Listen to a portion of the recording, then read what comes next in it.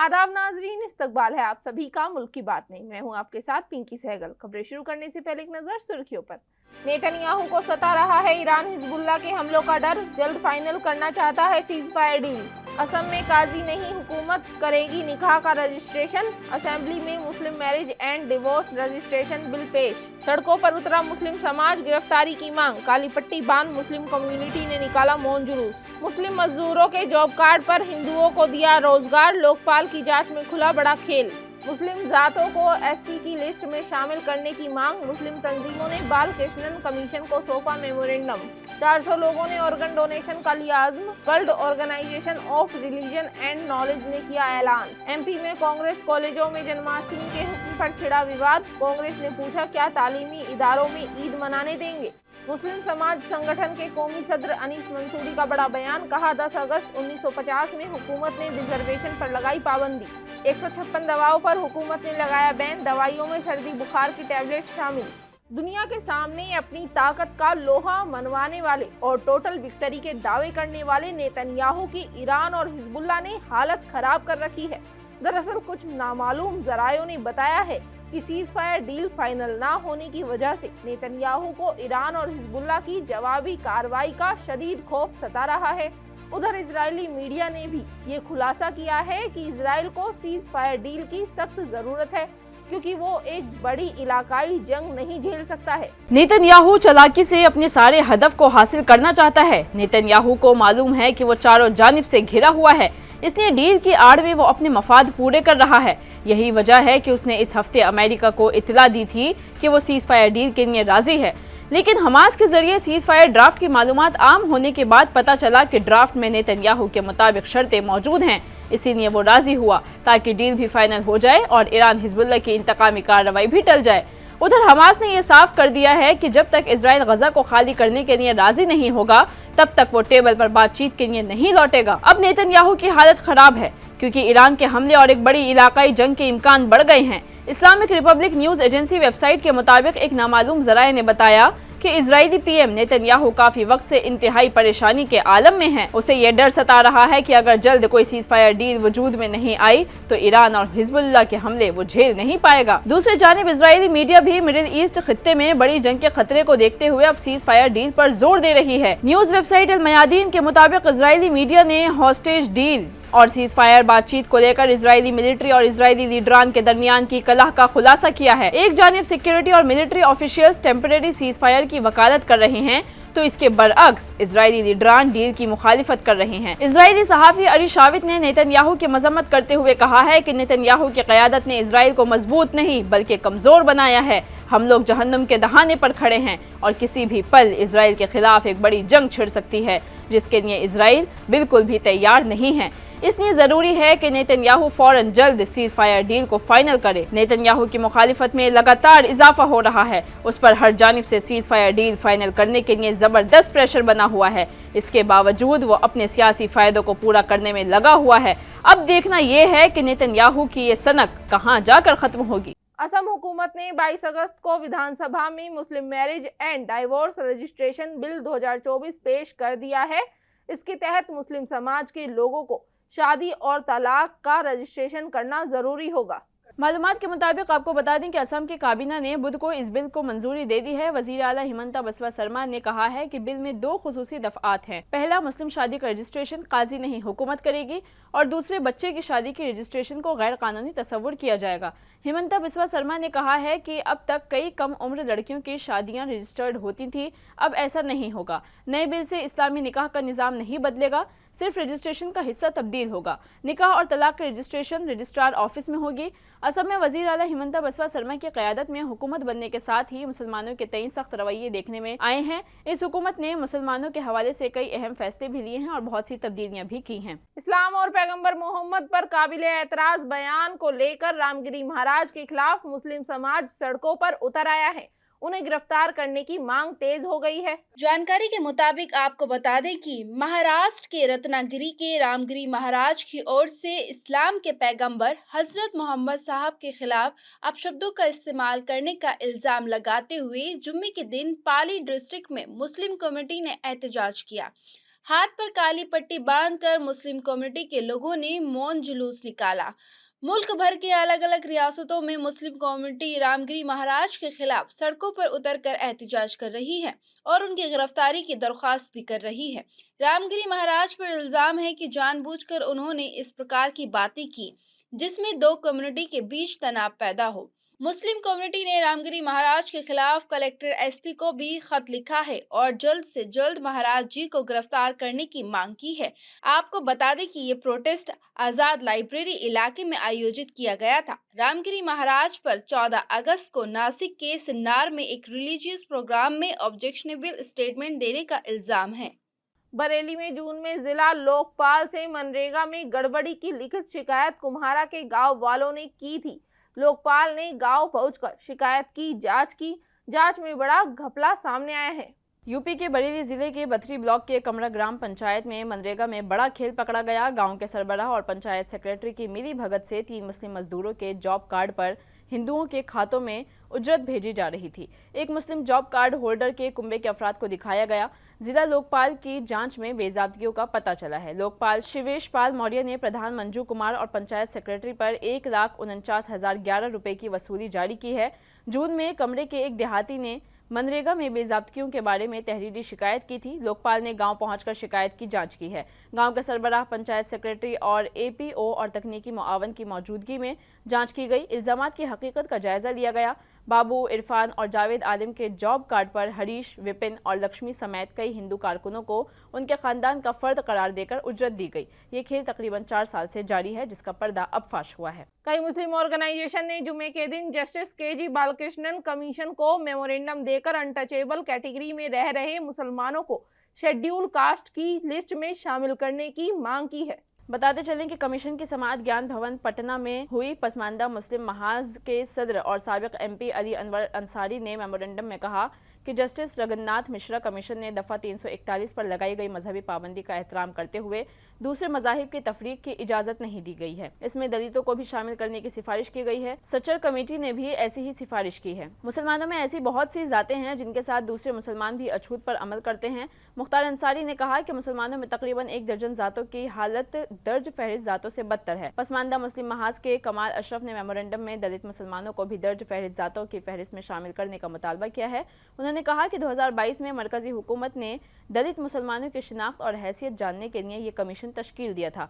मुसलमानों की बहुत सी जातों का पेशा और तालीमी सतह दर्ज फहरिस्त जातों जैसा है, लेकिन मजहबी पाबंदियों की वजह से उनका नाम दर्ज फहरिस्त जातों की फहरिस्त में शामिल नहीं किया गया है। World organisation of religion and Knowledge organ donation को लेकर मुसलमानों के अंदर गलत फहमियों को तोड़ रहा है। इसकी वजह से मुस्लिम कम्युनिटी के 400 लोगों ने ऑर्गन डोनेट करने का अज़्म लिया है। बताते चलें कि आलमी इदारा बराए मजहब और इल्म समाजी बुराइयों के खिलाफ लड़ रहा है और इंसानियत के जज्बे की हौसला अफजाई कर रहा है। मुस्लिम कम्युनिटी के 400 अफराद ने आज़ा अतिया करने का अहद किया है, जिसमें बड़ी तादाद में लोग शामिल हुए। मुस्लिम कम्युनिटी वर्क के सदर सैयद अब्दुल्ला तारिक ने नई दिल्ली में प्रेस क्लब ऑफ इंडिया में मुनक़िदा एक प्रेस कॉन्फ्रेंस के दौरान ये मालूमात दी है। उन्होंने कहा कि आज़ा का अतिया मुआशरे में इस जिंदगी बचाने वाले काम को वसी तर समझ और कबूलियत को फ़रोग़ देता है। इस मौके पर वर्क 36 नुमाया NGOs और अफराद को उनके मुआशरे और इंसानियत के लिए मुनफरिद किरदार अदा करने पर एजाज़ से नवाजेगा, जो मुआशरे और इंसानियत के लिए अहम काम कर रहे हैं। वर्क मरकजी सेक्रेटरीज और वर्क महिला विंग के चेयरपर्सन सम्मू तारिक ने कहा कि वर्क मुकम्मल तौर पर खुद फंड है, बगैर किसी हुकूमती या बैरूनी माली मदद के। वर्क के वक्फ रज़ाकार, जिन्हें कारकुनान कहा जाता है, अपने वसाइल को मुतहरिक करने के लिए मिलकर काम करते हैं। खुद इन्हिसारी और इज्तिमाई कोशिश का अनोखा नमूना है। काम के मिशन की अक्कासी करता है, जिसमें मुआशरे की खिदमत ईमानदारी और आज़ादी के साथ की जाती है। मध्य प्रदेश की मोहन यादव हुकूमत के जन्माष्टमी पर सरकारी स्कूल और कॉलेजों में कल्चरल प्रोग्राम करवाने को लेकर जारी हुक्म पर विवाद खड़ा हो गया है। कांग्रेस ने इस पर एतराज करते हुए पूछा है कि क्या ईद और गुरु नानक जयंती पर भी इस तरह से स्कूल और कॉलेजों में मनाने का हुक्म निकालेंगे। मध्य प्रदेश की मोहन यादव हुकूमत की तरफ से जन्माष्टमी के मौके पर कल्चरल प्रोग्राम मुनक्किद करने के हुक्म पर कांग्रेस ने एतराज जताया है। जारी किया गया है कि इस बार जन्माष्टमी का त्यौहार सरकारी तरीके से मनाया जाए। इस दौरान सफाई सुथराई के साथ साथ मंदिरों में सकाफती प्रोग्राम मुनक्किद किए जाएंगे। इसके अलावा जन्माष्टमी का त्यौहार हर जगह मनाया जाए। रियासत के सरकारी स्कूल और कॉलेजों में भी इस त्यौहार से मुताल्लिक तकरीबात को बनाने के साथ साथ सकाफती प्रोग्राम भी मुनक्किद किए जाने का हुक्म जारी किया गया है। रियासत के कमिश्नरों और कलेक्टरों ने जन्माष्टमी मनाने का हुक्म दिया, लेकिन रद्द-ए-अमल जाहिर करते हुए कांग्रेस के एमएलए आरिफ मसूद ने कहा है कि इसे हर एक पर मुसल्लत नहीं किया जाना चाहिए। मेरे ख्याल में इसे मनाना मुनासिब नहीं है, खासकर तालीमी इदारों में। हुकूमत तनाज़ा खड़ा करना चाहती है, इसलिए हुक्म जारी किया गया है। मैं हुकूमत से पूछता हूँ कि क्या वो स्कूलों और कॉलेजों में इस तरह ईद और गुरु नानक जयंती मनाने का भी हुक्म जारी करेगी। सपा हुकूमत में वजीर रहे और पसमानदा मुस्लिम समाज संगठन के कौमी सदर अनीस मंसूरी का बड़ा बयान सामने आया है, जिसमें उन्होंने आइन को लेकर कुछ बातें कही हैं। आइए सुनते हैं उन्होंने क्या कुछ कहा है। अंग्रेजों ने देखा कि इनके हालात बस से बदतर, तो मुसलमानों को भी शामिल कर लिया एसटी में, और उसमें सिख को शामिल किया, मुसलमान को बहुत को, ईसाई को, 4 लोगों को शामिल किया और वो रिजर्वेशन देने लगे। लेकिन बदनसीबी की 10 अगस्त 1950 जब हमारा देश का संविधान लागू हुआ, उस वक्त वर्तमान सरकार ने ये कह करके कि हम धर्म के आधार पर आरक्षण नहीं दे सकते हैं और चारों लोगों को प्रतिबंधित कर दिया, पाबंदी लगा दी कि चारों धर्मों के लोगों को हम धर्म के आधार पर आरक्षण नहीं दे सकते हैं। मरकजी हुकूमत ने बुखार, सर्दी, एलर्जी, खुजली और दर्द में इस्तेमाल की जाने वाली 150 से ज्यादा एफडीसी दवाओं यानी कि फिक्स्ड डोज कॉम्बिनेशन की दवाओं पर बैन लगा दिया है। मरकजी वजारत सेहत ने 12 अगस्त को एक नोटिफिकेशन जारी किया है, जिसमें 150 से ज्यादा एफडीसी अद्वियात यानी कि बुखार, नज़ला, एलर्जी, खारिश और दर्द में इस्तेमाल होने वाली फिक्स्ड डोज कॉम्बिनेशन अद्वियात पर पाबंदी लगा दी गई है। मरकज ने इस नोटिफिकेशन में कहा है कि ये मुकर्ररा खुराक के इम्तिजाज की दवाइयाँ इंसानों के लिए खतरनाक हैं। इन अद्वियात के महफूज मुतबादिल भी हैं। जिन अद्वियात पर पाबंदी आयद की गई है उनमें पैरासीटामोल, एसेक्लोफेनेक, मेफेनेमिक, पैरासीटामोल इंजेक्शन, फिनेलिफ्रीन, एलसीजेड और मजीद दवाइयां शामिल हैं। मरकजी हुकूमत ने एक नोटिफिकेशन जारी करते हुए कहा है कि फिक्स्ड डोज कॉम्बिनेशन अद्वियात का इस्तेमाल इंसानों के लिए बहुत खतरनाक है। ये जिस्म को कई तरह से नुकसान पहुंचाता है। एफडीसीज को गैर माकूल समझा जाता था। Panel drugs technical advisory board ने भी इन एफडीसीज की तहकीकात की सिफारिश की थी। एफडीसी इंसानों के लिए बहुत खतरनाक है, इसलिए इसकी फरोख्त या तकसीम पर रोक लगाना बहुत जरूरी है। चंद्रयान 3 की कामयाब लैंडिंग के बाद अब इसरो चंद्रयान 4 की तैयारी में लग गया है, जिसे वो साल 2027 तक लॉन्च कर सकता है। इसी बीच आज भारत ने अपना पहला रीयूजेबल रॉकेट भी लॉन्च कर दिया, जिसकी लॉन्चिंग मोबाइल के जरिए की गई। हिंदुस्तान ने आज अपना पहला reusable hybrid rocket RHUMI-1 launch किया है। चेन्नई के थ्रू विदंथई से मोबाइल लॉन्चर के जरिए रॉकेट की लॉन्चिंग हुई। रॉकेट को Tamil Nadu based startup space zone India और मार्टिन ग्रुप ने मिलकर बनाया है। बता दें कि हाइब्रिड रॉकेट RHUMI-1 के जरिए 3 क्यूब सैटेलाइट्स और PICO 50 सैटेलाइट्स को कामयाबी के साथ ज़ेली रफ्तार में रखा जाएगा। ये सैटेलाइट ग्लोबल वार्मिंग और मौसमियाती तब्दीली से मुतालिक तहकीक के लिए डाटा इकट्ठा करेंगे। रॉकेट एक आम ईंधन पर मुबनी हाइब्रिड मोटर और बरक़ी तौर पर मुतहरिक पैराशूट सिस्टम से लैस है। रॉकेट को खुसूसी तौर पर डिज़ाइन किया गया है, जिसमें लचक और दोबारा इस्तेमाल होने पर तवज्जो दी गई है। हाइब्रिड रॉकेट RHUMI में माहौल दोस्त और लागत से मुअस्सर तरीक़ाकार है। इसमें CO2 ट्रिगर पैराशूट सिस्टम भी मौजूद है, जिसकी मदद से रॉकेट के अज्जा बहिफाजत वापस समंदर पर उतर सकते हैं। इससे खलाई लॉन्च की लागत में कमी आएगी। रॉकेट के अज्जा आसानी से बरामद किए जा सकते हैं और रॉकेट का एयर फ्रेम कार्बन फाइबर और ग्लास फाइबर से बना है। मुल्क भर में मानसून का दौर एक बार फिर से शुरू हो गया है। हालांकि इससे कई रियासतों में उमस भरी गर्मी से तो राहत मिली, लेकिन कई रियासतों में ये बारिश कहर बनकर नाजिल हुई। दिल्ली समेत कई रियासतों में भारी बारिश की वजह से कई लोगों की मौत भी हुई है। बता दें कि जुम्मे को दिल्ली में ज़बरदस्त बारिश हुई। नशीबी इलाकों में पानी जमा होने और बारिश से मुताल्लिका वाक़यात में 24 घंटों के दौरान 3 अफराद जाँ बहक हो गए। मध्य प्रदेश के 20 अजला में जुम्मे को ज़बरदस्त बारिश हुई। भोपाल में 2 इंच और इंदौर में 3 इंच बारिश रिकॉर्ड की गई। इंदौर में आज स्कूलों की भी छुट्टी का ऐलान कर दिया गया है। वहीं उत्तर प्रदेश के मथुरा में भी जुम्मे को तकरीबन 8 घंटे तक मूसलाधार बारिश हुई, जिसकी वजह से शहर के कई इलाके 5 से 6 फीट तक पानी में डूब गए। सड़कों पर खड़ी गाड़ियां भी पानी में डूब गईं और सड़कें धंस गईं। महकमा मौसमियात ने आज के लिए भी 14 रियासतों में शदीद बारिश और 11 रियासतों में बहुत ज़्यादा बारिश का अलर्ट जारी किया था। त्रिपुरा में गुज़िश्ता 5 दिनों में 1900 से ज़्यादा लैंडस्लाइडिंग हुई हैं। त्रिपुरा में गुज़िश्ता 6 दिनों के अंदर शदीद बारिश, सैलाब और लैंडस्लाइडिंग से 17 लाख लोग मुतासिर हुए हैं और 24 अफराद हलाक हो चुके हैं। वहीं अभी भी 2 अफराद लापता हैं। फ़ौज ने 330 अफराद को बचा लिया है। वहीं महकमा मौसम ने कल के लिए भी 6 रियासतों में शदीद बारिश का अलर्ट जारी कर दिया है, जिनमें मगरबी मध्य प्रदेश, नागालैंड, मणिपुर, मिजोरम, त्रिपुरा और गुजरात शामिल हैं। महाराष्ट्र के बदलापुर के स्कूल से सामने आए जिनसी हिरासत के मामले ने भी सियासत गर्म कर दी है। इस मामले को लेकर जगह जगह एहतजाजी मुजाहिरे हो रहे हैं। वहीं आज एनसीपी एसपी के चीफ शरद पवार ने भी एहतजाज में शिरकत की। बदलापुर जिनसी इस्तेहसाल मामले को लेकर महाविकास अघाड़ी ने आज एहतजाज किया। एनसीपी के सरबराह शरद पवार और उनकी बेटी सुप्रिया सूले पुणे में एहतजाज करती हुई नजर आईं। उन्होंने अपने हाथ पर सिया पट्टी भी बांध रखी थी। मुंबई में एहतजाज के दौरान उद्धव ठाकरे ने कहा कि जब हुकूमत को लगा कि महाराष्ट्र बंद रहेगा तो उन्होंने अपने हामियों को अदालत में भेज दिया। हमारा केस गुज़िश्ता 2 साल से सुप्रीम कोर्ट में है, हमें तारीख के बाद तारीख ही मिलती रहती है। कल अदालत ने दिखा दिया कि अदालत इतनी जल्दी फैसला ले सकती है। अदालत ने हमारे महाराष्ट्र बंद पर रोक लगा दी, लेकिन अदालत हमारी आवाज को नहीं रोक सकती है। दरअसल एमवीए ने बदलापुर मामले को लेकर महाराष्ट्र बंद का ऐलान किया था, लेकिन जुमे को बंबई हाईकोर्ट ने इस बंद पर पाबंदी लगा दी, जिसके बाद एमवीए ने पुरअमन एहतजाज करने का फैसला किया। आपको बता दें कि 13 अगस्त को थाने के बदलापुर के आदर्श स्कूल में 2 लड़कियों के साथ जिनसी ज्यादती की गई थी।